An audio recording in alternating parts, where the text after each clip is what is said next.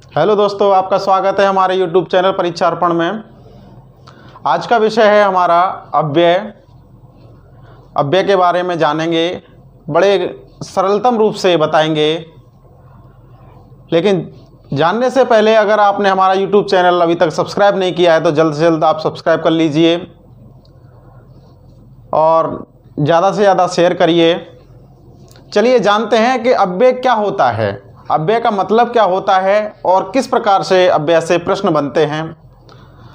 आप किसी भी परीक्षा की तैयारी कर रहे हैं, हमारे YouTube चैनल से अगर आपने तैयारी की है तो आप जैसे 30 नंबर की हिंदी आती है आपकी, या यूपी टेट में 30 की आ रही है, यूपी पुलिस में 37 नंबर की है, तो कहीं भी आपको कोई भी प्रश्न में कमी नहीं मिलेगी। पूरे के पूरे नंबर हमारे द्वारा पढ़ाए हुए प्रश्न ही आएंगे। चलिए जानते हैं अव्यय क्या होता है। तो आसान सी भाषा में जानते हैं कि अव्यय ऐसे शब्द जिनमें लिंग वचन पुरुषकारक के द्वारा कोई विकार ना हो, अर्थात परिवर्तन ना हो, उसे ही हम क्या कहते हैं, अव्यय कहते हैं। क्या कहते हैं दोस्तों, अव्यय कहते हैं। अब अव्यय का मतलब शाब्दिक अर्थ होता है कि अप प्लस व्यय, अ प्लस व्यय, अर्थात जिसका विकार ना हो, क्या ना हो, विकार ना हो, उसे ही हम क्या कहते हैं, अव्यय कहते हैं। ये शब्द हमेशा कैसे होते हैं, सदैव अविकारी होते हैं, अपरिवर्तनशील होते हैं, इनमें कभी भी चेंजिंग नहीं होती है। जैसे हमारा है आज, कल, लेकिन, किंतु, परंतु और बिना, धीरे, धीरे धीरे, आज तक, दिन भर, कल, बिना, हर भर, ये सभी शब्द क्या हैं, अव्यय हैं। इनमें कभी भी इनके द्वारा कोई भी परिवर्तन नहीं होगा। जैसे यहाँ पे लिख रहा है आज, तो आज का हम वचन नहीं चेंज कर सकते हैं। लेकिन है, लेकिन के वचन हम चेंज नहीं कर सकते हैं। लिंग इसका बदल नहीं सकते हैं। कारक के द्वारा इसमें कोई चेंजिंग नहीं कर सकते हैं। इसीलिए ये शब्द हमेशा क्या कहलाते हैं, अविकारी शब्द कहलाते हैं, यानी जिसमें कोई विकार ना हो, इसीलिए इन्हें अविकारी शब्द कहा जाता है। तो अविकारी जो शब्द होते हैं वो हमारे क्या कहलाते हैं, अव्यय कहलाते हैं। अव्यय के 4 भेद होते हैं। कितने होते हैं दोस्तों, 4 भेद होते हैं। नंबर 1 है क्रिया विशेषण अव्यय, नंबर 2 है संबंध बोधक अव्यय, नंबर 3 है समुच्चय बोधक अव्यय और नंबर 4 है विस्मयादि बोधक अव्यय। तो आपको अगर ये याद नहीं हो रहे हो तो मैं आपको इसकी ट्रिक बता देता हूं, कितने होते हैं, किस प्रकार के होते हैं और कैसे इसको याद किया जाए। तो क्रिया का संबंध सचमुच विष है, इसको आप बिल्कुल याद बनाए रखिए तो आप कभी नहीं भूलेंगे। तो चलिए जानते हैं क्रिया विशेषण अव्यय क्या होता है। क्रिया विशेषण, जैसा कि अर्थ नाम से ही क्लियर हो रहा है, क्रिया विशेषण, क्रिया की विशेषता बतलाने वाले शब्दों को ही हम क्या कहते हैं, क्रिया विशेषण अव्यय कहते हैं। जैसे वह धीरे धीरे चलता है, वह धीरे धीरे, वह धीरे धीरे चलता है। तो यहां धीरे धीरे क्या है, क्रिया विशेषण अव्यय है। क्रिया की विशेषता बतलाएं, चलना हमारा क्या है, क्रिया है, और धीरे धीरे शब्द क्या है हमारा, यह अव्यय है। कौन सा अव्यय है, क्रिया विशेषण अव्यय है। इसके भी विभिन्न प्रकार हैं दोस्तों। कैसे पहचानें कि ये कैसे पेपर में आएंगे और कैसे इनको हम जानेंगे। तो क्रिया विशेषण के निम्न भेद होते हैं। नंबर 1 है स्थानवाचक, यानी स्थान के द्वारा क्रिया की विशेषता बतलाई जाए। जैसे वहां, यहाँ, वहाँ, भीतर, बाहर। जैसे वह यहाँ खेलता है, वह यहाँ खेलता है, तो क्रिया की विशेषता बता रहा है कि वहाँ कहाँ खेलता है, यहाँ खेलता है। वह वहाँ देखा गया। बच्चे भीतर सो रहे हैं, बच्चे भीतर सो रहे हैं। बाहर, इधर उधर, दाएं बाएं आदि, ये शब्द क्या है हमारे क्रिया विशेषण के स्थानवाचक अव्यय हैं। क्या है, स्थानवाचक हैं। नंबर 2 है कालवाचक, यानी काल के द्वारा क्रिया की विशेषता बतलाई जाए। यह भी सब किस में आएंगे, क्रिया विशेषण अव्यय में। जैसे आज, कल, समय का बोध कराएं। किसका बोध कराएं, समय। काल मतलब समय का बोध कराएं। जैसे अभी है, ये भी सब अभी है। जैसे वह अभी आया है, वह अभी आया है, तो यह भी हमारा क्या है, समय का बोध है। वह तुरंत चले गए, वह तुरंत चला गया। बच्चे रात भर खेलते रहे, बच्चे रात भर खेलते रहे।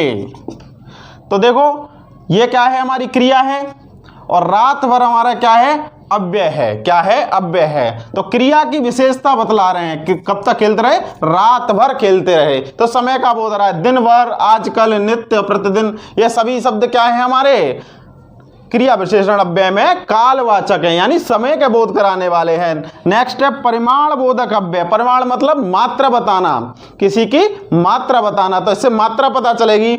वह खूब रोया, बहुत सोया, अत्यंत दुखी है, अत्यल्प, जरा, थोड़ा, कम, जरा, कुछ, काफी, इतना, उतना, ये सभी क्या है, थोड़ा थोड़ा, तिल तिल, बारी बारी, ठीक, बहुत, बहुत ज्यादा, ये सभी शब्द क्या आएंगे, मात्रा बताएंगे। किसकी, क्रिया की। जैसे वह थोड़ा थोड़ा रोया, जैसे वह थोड़ा थोड़ा रोया।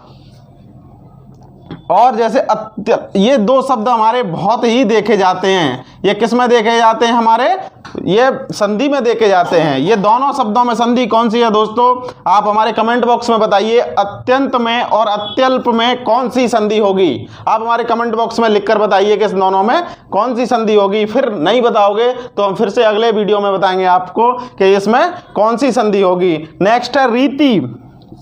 क्रिया विशेषण में आता है रीतिवाचक अव्यय है। रीतिवाचक अव्यय मतलब क्रिया के अंतर्गत जहां रीति ढंग का पता चलता है, वही हमारा क्रिया विशेषण के अंतर्गत रीतिवाचक अव्यय कहलाता है। रीति जैसे ऐसे, वैसे, कैसे, धीरे धीरे, कदाचित, अवश्य, तक, यथा, ये सभी किसमें है, रीतिवाचक में। जैसे अभी मैंने आपको उदाहरण बताया था, वेरी वेरी इंपॉर्टेंट, ये अधिकतर पेपर में यही प्रश्न पूछा जाता है, वह धीरे धीरे चलता है। तो यह धीरे धीरे क्या है, क्रिया विशेषण अव्यय है। तो दोस्तों आपकी समझ में आ गया होगा क्रिया विशेषण अव्यय कैसे। संबंध बोधक अव्यय, तो संबंध बोधक अव्यय जैसा नाम से क्लियर हो रहा है, आसान सी भाषा में जानते हैं कि वे अव्यय जो संज्ञा के बाद आकर वाक्य के अन्य पदों से जब संबंध बताते हैं, उन्हें ही हम क्या कहते हैं, संबंध बोधक अव्यय कहते हैं। जैसे मनुष्य पानी के बिना जीवित नहीं रह सकता है, या नहीं रह सकता। तो पानी क्या है, यहाँ पर है, ये एक संज्ञा है। क्या है, संज्ञा है। और ये बिना शब्द क्या है, यही हमारा संबंध बोधक अव्यय है। संबंध बोधक अव्यय है। पानी संज्ञा हुई, द्रव्यवाचक संज्ञा हुई, के बिना, किसके बिना, पानी के बिना क्या नहीं कर सकता है, जीवित नहीं रह सकता है। तो पानी का संबंध जीवन से बता रहा है। किससे बता रहा है, पानी का संबंध जीवन से बता रहा है। तो ऐसे ही शब्द जो संज्ञा के बाद आकर और दूसरे शब्दों से जब संबंध बताते हैं, या वाक्य का पूरे वाक्य से संबंध बताते हैं, उसे ही हम क्या कहते हैं, संबंध बोधक अव्यय कहते हैं। संबंध बोधक अव्यय के निम्न भेद होते हैं, निम्न भेद होते हैं। जैसे स्थानवाचक में, स्थानवाचक में जैसे आगे है, पीछे है, निकट है, समीप है और सामने है, ये किसका है, स्थानवाचक है। किसमें है, संबंध बोधक अव्यय में है। क्या है, संबंध बोधक अव्यय के अंतर्गत आता है। दिशा बोधक में आता है या दिशावाचक में आता है आसपास, और, तरफ, दायां, बायां, इससे क्या है, दिशा का बोध हो रहा है। नेक्स्ट है कालवाचक। काल मतलब वही समय, पहले, आगे, पश्चात और अब, ये सभी समय का बोध करा। नेक्स्ट है साधनवाचक। साधनवाचक मतलब किसी के माध्यम, माध्यम, जैसे वह बस के द्वारा, वह बस के द्वारा आगरा गया। तो किसके द्वारा गया, बस के द्वारा गया। तो ये सभी क्या है, माध्यम के द्वारा। ये सहारे, जरिए, ये सभी क्या है, माध्यम के हैं। क्या है, माध्यम है। उद्देश्यवाचक, उद्देश्यवाचक नेक्स्ट है उद्देश्यवाचक। तो इसमें आएंगे उद्देश्य मतलब क्या, उद्देश्य है किसके वास्ते, हेतु, ये शब्द किस में आएंगे, उद्देश्यवाचक में आएंगे। विनिमय, विनिमयवाचक मतलब आदान प्रदान, मतलब आदान प्रदान के लिए विनिमय। जैसे किसी के बदले कोई काम पर गया, स्थान पर, जगह पर, एवज, वह उसके एवज गया, ऐसे मान लो। सादृश्यवाचक, तो सादृश्यवाचक मतलब समानता के लिए, समान, तुलना, बराबर, तरह, उसकी तरह, उसके बराबर, ये सभी शब्द किस में आएंगे? सादृश्यवाचक में आएंगे।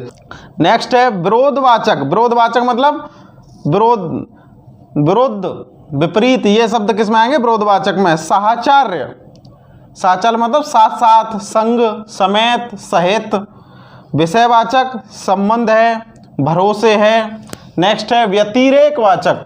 व्यतिरेकवाचक मतलब जिसके अलावा, इसके अतिरिक्त, जैसे कहते हैं वह उसके अलावा और भी सामान लाया, तो ये सभी क्या हैं? व्यतिरेक हैं। इसके अतिरिक्त उसने खाना भी खाया, नाश्ता के अतिरिक्त उसने खाना भी खाया, तो ऐसे शब्द क्या हैं? हमारे व्यतिरेक हैं। जैसे वह पानी के बिना जीवित नहीं रह सकता है, तो ये बिना शब्द भी क्या है? हमारा व्यतिरेक है। उसके बगैर,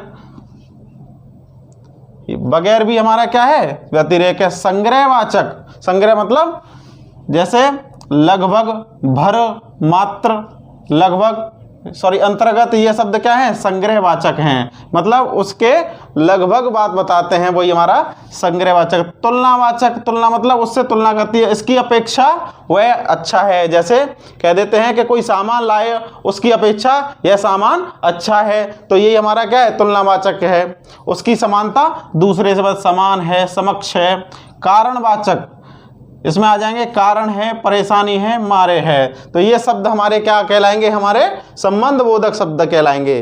तो इतने ही जहां शब्द आपको दिखाई दें ये शब्द, तो ये सभी हमारे क्या हैं? संबंध बोधक अव्यय के अंतर्गत आते हैं। तो वहां आपका वाक्य बना हुआ आएगा, तो वाक्य में आपको पहचानना है कि ये किस प्रकार का हमारा अव्यय है। तीसरा है समुच्चय बोधक अव्यय। समुच्चय बोधक अव्यय अर्थात समुच्चय का अर्थ होता है जोड़ना। जब दो वाक्यों के परस्पर जोड़ने वाली प्रक्रिया को ही हम क्या कहते हैं? समुच्चय बोधक अव्यय कहते हैं। दो वाक्यों को परस्पर जोड़ने वाले शब्द हमारे क्या कहलाते हैं? समुच्चय बोधक अव्यय कहलाते हैं। जैसे सूरज निकला और पक्षी बोलने लगे। एक पहला वाक्य हमारा क्या है? सूरज निकला, और दूसरा वाक्य क्या है? पक्षी बोलने लगे। तो ये दोनों वाक्यों को जो जोड़ने वाले शब्द होते हैं वही हमारे क्या कहलाते हैं? समुच्चय बोधक अव्यय कहलाते हैं। तो दोनों वाक्यों को ये जोड़ रहा है, क्या जोड़ रहा है? और, तो ये जो शब्द होते हैं वो समुच्चय बोधक शब्द कहलाते हैं। तो कैसे कहेंगे? सूरज निकला और पक्षी बोलने लगे, तो यही हमारा क्या होगा? समुच्चय बोधक अव्यय होगा। समुच्चय बोधक अव्यय के दो भेद होते हैं। कौन कौन से भेद होते हैं? नंबर एक है समानाधिकरण, दूसरा है व्यधिकरण। समानाधिकरण क्या होता है और व्यधिकरण क्या होता है? समानाधिकरण होता है मुख्य वाक्य या एक ही प्रकार के शब्द जोड़े जाते हैं। इसमें ध्यान रखना, ध्यान देने वाली बात यह है कि मुख्य वाक्य या एक ही प्रकार के, तो जो मुख्य वाक्य जे हैं हमारे, या एक ही प्रकार के शब्द जोड़े जाते हैं, तो ये तो मुख्य वाक्य हुए, दोनों को जोड़ दिया, हमारे ये क्या है? समानाधिकरण है। और हमारा किस प्रकार का आएगा? समानाधिकरण। लेकिन व्यधिकरण क्या होता है? मुख्य वाक्य के साथ साथ कोई आश्रित वाक्य भी होता है। ये आश्रित वाक्य अगर जोड़ दिया जाए तो वही हमारा व्यधिकरण वाक्य कहलाता है, यानी व्यधिकरण समुच्चय बोधक अव्यय कहलाता है। तो इसमें समानाधिकरण में कौन कौन से शब्द आते हैं? और, व, एवं, तथा, या, अथवा, नहीं तो, पर, परंतु, वरन, अतः, अतएव, ये शब्द हमारे क्या है? समानाधिकरण है। ये दो वाक्यों को आपस में जोड़ेंगे या दो शब्दों को जोड़ेंगे। व्यधिकरण में हमारे क्योंकि, जो कि, ताकि, यदि, तथापि, यानी, ये शब्द हमारे क्या है? व्यधिकरण है। ये इसमें एक आश्रित वाक्य हमारा जरूर जुड़ा होगा। चौथा है हमारा विस्मयादि बोधक अव्यय। अंतिम है ये विस्मयाद। इसमें आपको मैं ट्रिक बता देता हूं, धांसू सी ट्रिक। आपको कुछ नहीं करना है, जहां हमारा ये विस्मयवादक बोधक चिन्ह लगा हो वही हमारा क्या होता है? विस्मयाद बोधक अव्यय कहलाता है। कुछ नहीं देखना है इसमें, जहां आपको ये चिन्ह दिखाई दे जाए वही हमारा विस्मयाद बोधक अव्यय कहलाते हैं। लेकिन इसकी परिभाषा जानते हैं? परिभाषा क्या होती है दोस्तों?